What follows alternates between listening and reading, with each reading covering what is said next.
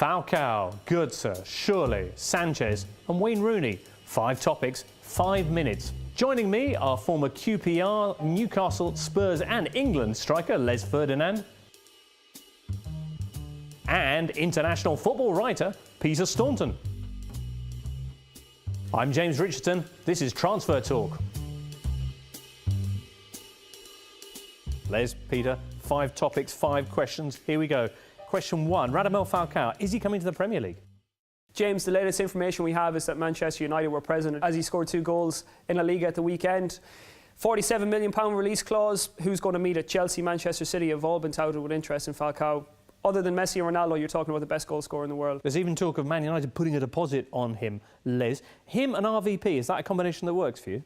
Normally they're both sort of like focal frontmen themselves, so it would be how they would mix into the same team. I'm not sure I could see that at the moment, but all depends what happens with Rooney. Will Van Persie drop into a deeper role and allow Falcao to play up front? I could see it working at Manchester United, but I would say that Chelsea were the favourites. Massive figures being offered for him. Is he worth it? I certainly think so. I've watched him for the last 3 years. I recommended him to Tottenham a few years back when he was playing for Porto. He was fantastic at the time, the year they won the Europa League. And I think he'll fit in very well in the Premier League. And of course, the number he did on Chelsea in the Super Cup right at the start of the season will have won him plenty of admirers. It would have put him on a lot of people's radar, and I think Roman Abramovich would have done a deal that night if he could have.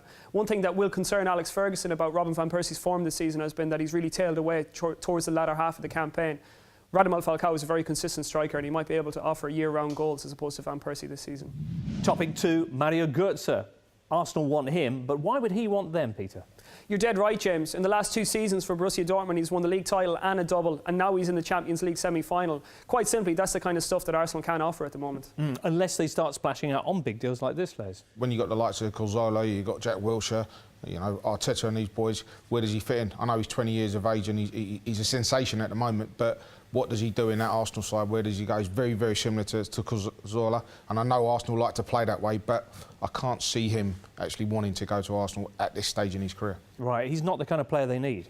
No, I don't think so. Although he's a talent, he is a talent, but I think what they've got around it, they probably need more up front than what he offers at the moment. Right. Do you think they've missed the boat a little bit with him as well? A little bit. If you look at the likes of Serge Gnabry and Thomas Eisfelder, young players that they brought in from Germany over the past number of years, they bring them in at 17 years of age before they're really on the radar of any other European clubs.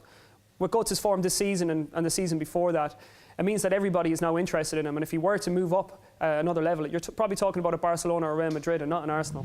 Item 3, Chelsea, with a rumoured bid for Andre Schürrle, sub-editor's dream. Surely you can't be serious, slowly but surely. Why are you so excited about him, Les?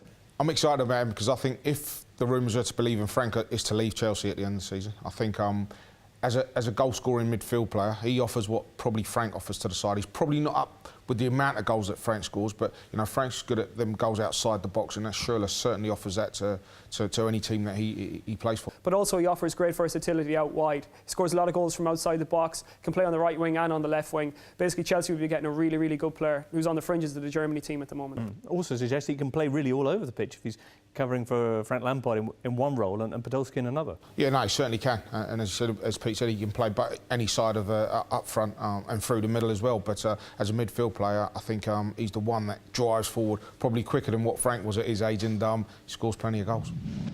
Item 4, Alexis Sanchez, rumoured bid by Juventus to bring him back to Italy from Barcelona. Why has it not been working out for him in the Catalan capital, Peter?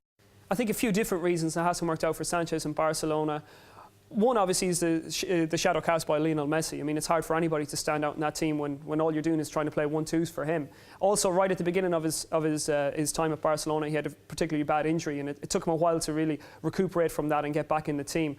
Also, I would say you're talking about a team that plays with 8 or 9 homegrown graduates at any one time. So for a player to come into that team at 21, 22 years of age, it's going to be really hard to get up to speed with that style of play.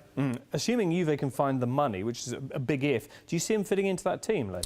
He's not an out-and-out goal scorer, you know, and I think his goal scoring is getting better as he gets older. You know, he's still only young, still only 24. But when he went into the Barcelona side, I didn't see them buying him as an out-and-out goal scorer. I think it was one of those he could play anywhere along the front, and I think it was more to supply than to actually score goals, because I think in Messi they knew they would have loads and loads of goals. Item 5, and it's a hot one, Wayne Rooney to Paris Saint-Germain. Why does this make sense? It makes sense because Sir Alex Ferguson thinks that Wayne Rooney has already peaked. He's on 250 grand a week and he's been dropped for the big games. He sees Robin van Persie as that out-and-out goal scorer. He sees Danny Welbeck as that workhorse. So really, has Wayne Rooney been made redundant at Manchester United? That's the question. That is the question. Here's another one. Can he work in Paris? You've played abroad, Les. Can you see that happening? I think he can work anywhere. He's that type of player, but you know, it's an interesting. It's one that's run for a while now, and you know, a year ago, 2 years ago, it was unthinkable that Wayne Rooney would be left out of any big game, but he has been, and he had his troubles with Manchester United last year about his contract and you know, the rival City wanting to take him, and I think may have had enough, and it's time for him to move on. Massive wages that pretty much ensure there's only a couple of clubs that could come in for him. Of those two, maybe Real Madrid and Paris Saint-Germain, are Paris Saint-Germain actually the best option tactically? I think best option for him, because I think at the moment they're going to have a real go at, you know, winning their league for the next few years and then go on to try and win in the Champions League. He's done it before, but you know, he certainly wants to win a few more things in his career. That's the Minute Up, Les. That's our 5 in 5 then. If you want to get the latest on any of those stories and more, just go to Transfer Talk or use the hashtag AskGoal.